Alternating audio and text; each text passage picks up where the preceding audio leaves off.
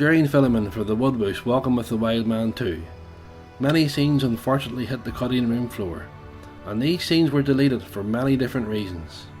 Some scenes were deleted for major sound issues, like camera bangs, highway noise, and other interference on the sound. Some other scenes were deleted because we repeated ourselves in the same area, and we did not want to cover the same area again. This particular sequence hit the cutting room floor for a couple of major reasons. One was wind noise on the microphones, and two was reflections of camera equipment on the cast. These scenes were eventually replaced by none other than Brent Thomas, as Ron was unable to attend filming on the day. Now sit back, relax, and we hope you enjoy this footage that has never been seen before.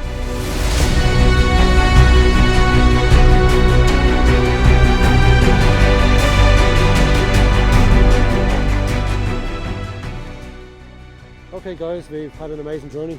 We've come a long way. We're here back to where it all began on part one, back in Ravensdale, which is big cat country, as you know. So I think we'll have a review of what we've done so far from the very beginning, which was from Brecky Bog. Of course, Ron, you were brought on Brecky Bog as the independent. Yeah. You're no longer independent, but at the start of this show you were. Yeah. It was really your evaluation of it, really, you know. So yeah, it was my first time there as well, and it was like wow. Even from the outset, like the area it's not far from civilization, but it's very remote. The area itself, impossible to get through, and going down to the spot for the eye glow, I tried manoeuvring through parts of it there, and impossible to get through. I took footage myself even while I was there, just for my own self, and it's still amazing. So really, you know, your perspective on the eye glow, that it was possibly a Bigfoot then? From my perspective, there's nothing else that it could have been. I've ruled out if there was any houses in the area, which there certainly isn't, not in that direction. And the height as well. Gauging the height down into the water. I was actually surprised that you didn't know it was behind you. No. Yeah. You know, well, they're stealth, pure stealth. Yeah. You know, it was mind blowing actually. The thing that intrigued me about it was the fact that the eye glow reflected infrared light. Yeah. There's no animal that I know of that can do that. Yeah. Where they actually get eye glow off infrared light. Yeah. And that's a given for me, because obviously they're nocturnal, to see in the dark. Do they see infrared? But don't know. But certainly, you know, that was the thing that got me. Not even to do with the height and all that stuff, but you know. Just on that night that it happened, we had there was no indication that we had sound or anything behind us or anything. There was nothing. We were talking away. As people that have seen part one have surely seen what we came across, and we had no indication that they were there. It was there, or was it one or two? We don't know. You know. I think there was two. They were brazen enough to be so close and not move, and they must be of the perception that we can't see in the dark neither. Yeah. And they must know that. You know, they wouldn't get so close otherwise. Yeah. Yeah, and of course then, Jim, Monaghan was the next destination. That was one of your choices. You actually thought about going there for part one of the series. Yeah, Monaghan is a vast location there. It's notorious for big cats. The same as here in Ravensdale. The stories here are always big cats, going back over 20, 30 years. But again, it's been sightings as well in that area as well. But not as, how would you say, prolific as, you know, other destinations, but there has been in that area, there has been sightings in that area. Well, I have actually a wee bit of a surprise for you boys. We didn't actually get any real solid proof in Monaghan. Yeah. You did think off camera in between filming, you heard some strange noises, Ron. You and Ben, right, the cameraman, right, together, and heard a few strange noises or whatever, but we didn't get anything concrete on camera or on the audio that we know of. Yeah. But The last spot, if you remember the last spot, we were standing having a wee bit of a summary on the location. Yeah. Well, a quarter of a mile up the road from there, this photograph was taken. Oh wow. Yeah. Now, this Yeah. this is on Google, Yeah. Amazing. Definitely looks like there's something. and it looks like the Google car was actually heading away from the subject, So it's behind. so it was behind the Google car. Mm. So Interesting. that is quite interesting. Now, whether it does look like something okay, looks solid to me. You can almost even sort of see a face. Yeah. Yeah. Sort It's a of different- shining. There's a different complexion. from Yeah, What looks like a face to the rest of it looks the. brown in colour as well. Yeah, I see that. Yeah. But Well, yeah, it's amazing. who knows? Yeah. Again, it's not conclusive, but it's better than we got. Yeah, indeed. But but at the same time, it's only a quarter of a mile up Yeah. the road from where we literally finished off that day. The, Interesting. the thing about that spot was the actual size of the forest. Yeah. It was absolutely massive. A massive. Yeah. It looked like a great spot, but it just take you weeks and weeks to try cover it, and it's very hard for us to get through as well. Mhm. Yeah. You know, We also found that dead sheep. We don't know what happened to it. Yeah. But again, it's But then it's again, big cat country. You big don't cat know. country too. Yeah. So Well, even on saying that with sheep up there, when myself and Jim went down doing the baby cries, there mhm, was loads of deer track. Yeah. We've Mhm. seen that, so Yeah. like there's a food source straight away. mhm. So, Chris, what about Slave Foy, which is not too far from here? Yeah, that's just on the other side of the range. Yeah. Of course, that sighting that preceded that was Castle Welland in the Mourne Mountains, and the simple fact we didn't go over there, Ron, was because of the tourists. Yeah. It's just a tourist hotspot, you know, and especially with what's happened all this year during filming with coronavirus and stuff like that, people are all holidaying at home. Yeah. And they're just flocking to these areas, you know. So, I mean, Slave Foy, there has been prints found there. Some of our junior members have actually found prints Yeah. in the That's area. And, of course, we didn't get anything there substantial around, no. No, the area where it is links up. There's only the locks separating this mountain range and the Into more the north, mountains yeah. going in. Mm. And you can see from here, like you've had good results here before Yeah. Yeah. from part one. So, like this is a good area. Yeah. Mm. It is. Well, of course, that's where you find the big prints in the snow, Yeah. Yeah. just on Not too top, far. top of the mountain. Yeah. Not too far. From Just here. our problem when we came up doing our investigation was it was just too hot. It Mm. was. You're- a very you're hot sitting in day. the summer. Really hot. Yeah. And it was the middle of the day, Mm. so nothing's going to come out in that heat. Of course, we used the drone and stuff there to try and direct something towards the camp. Yeah, But- we tried a few tricks, you know, but I just think the weather hindered us. Mm. Yeah. See, the idol that we captured in part one, Jim, which you valued it, Ron, yourself, there's a bit of a debate there amongst the IBRO as to what actually got the idol to happen. Because we were using a drone before that, Ron. You weren't there at the time, where the drone was been flew about for a good while. Before that, and Jim was using a laser as well. And then, of course, we were in complete darkness and only an infrared light. So, was it the drone that got that? Was it the laser, or was it the infrared Yeah. that brought it in? It could have been all three. Yeah. We don't Yeah. know. You know, they could have been saying, right, what's going on here? You know, Mm. you know, Yeah. There was a lot of activity that night. We did hear as well a lot of talking and yeah, grumbling talking and moving yeah. about. A Yeah, lot of activity that night. yeah. So, Jim, what about Big Dog in Lough Erne? Yeah, Big Dog was and always is a number one goal that I always wanted to go to. It's a location that has stories going back over time that of big trees being ripped out of the ground, turned upside down, and shoved in, and the roots sticking out the air. And there's been a lot of stories from that area. So that was definitely going to happen. We actually wanted to do that in part one, Mm. but we ended up there in part two. So it's as you've seen for yourself, Ron. What did you think of that area? Yeah, I thought I was very lucky to get there with you. I mightn't have got there if you did it in part one. Yeah, So, true. Mm. I count myself lucky for that one, but the few nights we were there investigating were amazing, yeah. Well, of course, Ron, our mode of transport that we chose, that was partly down to you. because there was actually two scouting trips, two failed scouting trips before that. One just with Jim and I, and then the other one you were there too, and Yeah, it was partly your There's a decision lot- to a lot of go the and spots get the were- boat hired out. yeah. A lot of spots were hard to get at. You can only do so much on the land, but when you're working on a lock that's more long than wide, Mm. if you know what I mean. Yeah. There's a lot more land to cover, but it's very hard to do it on land, if you know what I mean. Mhm. Yeah. Plus with the islands, I think the islands would be amazing to get out to. Mm. You- A lot you'd of be those very islands surprised. too, they were only slightly offshore. Yeah, They were within yeah. access of the mainland.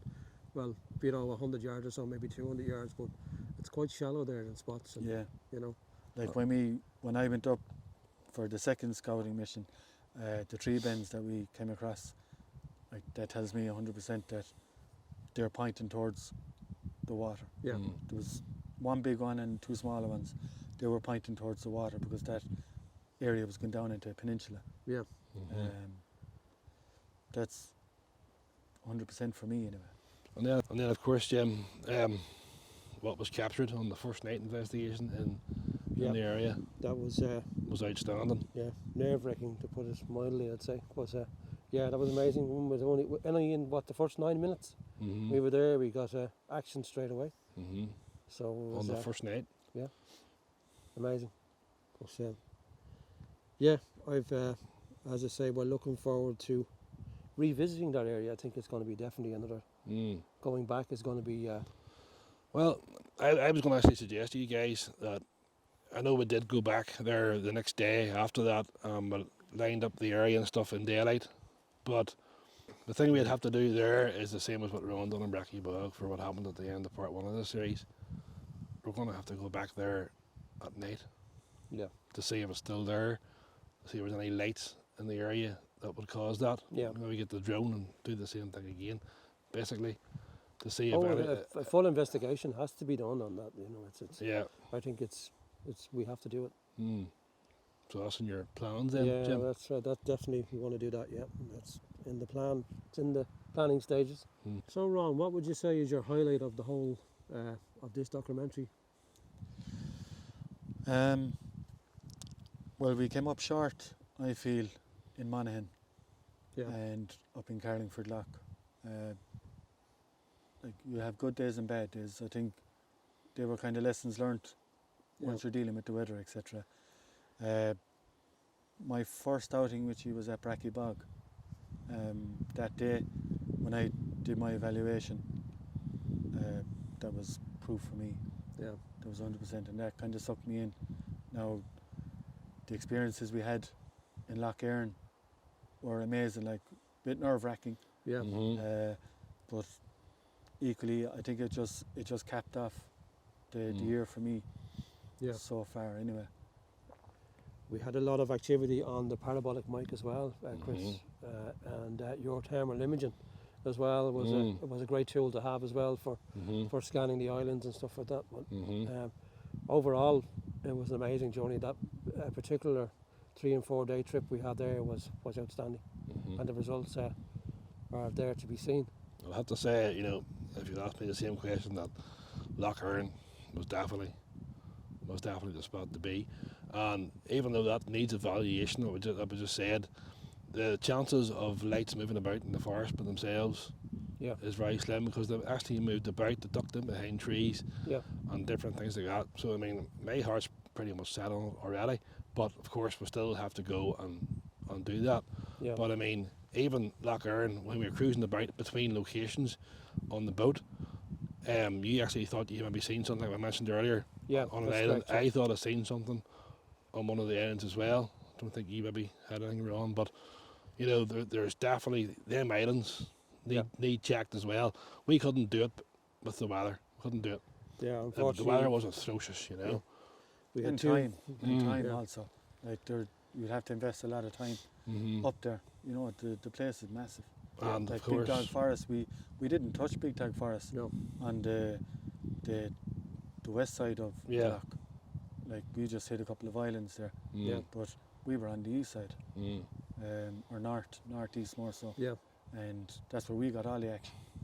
Whereas all the older reports are coming from the other side of the lake. Yeah. So It was it just just tells you the area. Yeah, it was massive. Yeah. It's a massive area to see, even to view it overall. It's the mountain range. It just envelops the whole loch all around, or the lake all around. And I think definitely we'll have to do go back and evaluate. And this time we'll have to spend more time there, I think, than we did this time. Even the second night investigation, we had stuff moving around us. Yeah. We could hear stuff moving. We couldn't see anything. We didn't get eye low, but we heard stuff. And I even heard something rolling down the road. Yeah. What it was, I don't know. Just on that, at the time, I only thought of it afterwards. I had said to Ben, the cameraman, I said, is there somebody outside with a flash lamp? Do you remember that, Ben? My boot was open in my car, up at the drive on the road. The light was on. Something ran past the back of the car. You could see the silhouette Yeah. going by. And it caught my eye straight away. Mm-hmm. And because the way it threw the light off my boot, I thought somebody was out there with a flashlight. That's the time when you said you heard something running down the road. Mm-hmm. And that location it's where we were. There was nothing around. There was no people around. It was No. at that hour of the I night. was under the impression that road come back up to where that tree bend was. I reckon that's the route they come down at night towards the water. Yeah. And we weren't far off it. Yeah. Okay, guys, it looks like we've come to the end of our journey on this trip. What an amazing time we had. Definitely, I think Loch Earn deserves big time a revisit. Definitely. I think we'll have to arrange that for pretty soon. Mm-hmm. Go back to it. There was another thing. Ron never got round to doing what he was going to do due to the weather. We had terrible weather up in Loch Earn for those 2 days. Ron is a champion bagpipe player. Mm-hmm. So we had the pipes with him, and Ron thought it was a great idea that to play the pipes in Big Dog, maybe draw some attention. I was so looking forward to that too, Ron, because that definitely one of brought squatches in, like. Definitely. It was haunting sound when you did play it. A few bits that were there was make the hair stand on your back. It was really good.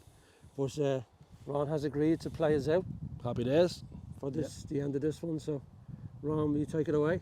My pleasure. Okay, Ron.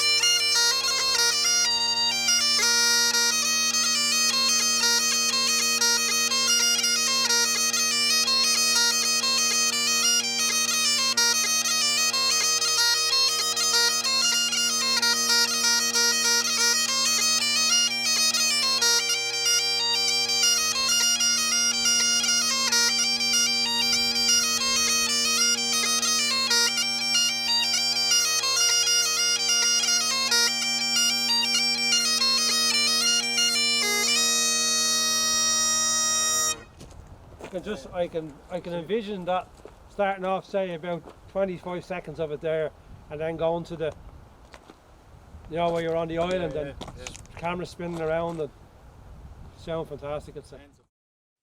The biggest Bigfoot documentary film is now available on Amazon.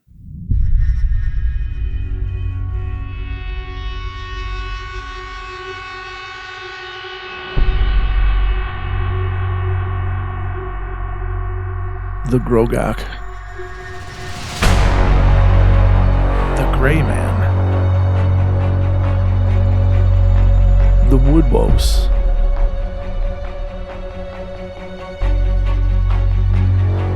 Bigfoot.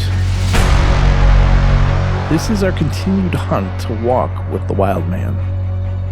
Join the IBRO as they search the rugged landscapes of Ireland in their search for the legendary European Bigfoot that is the Woodwose. Take off your laser a wee second there. Because I've got idlo.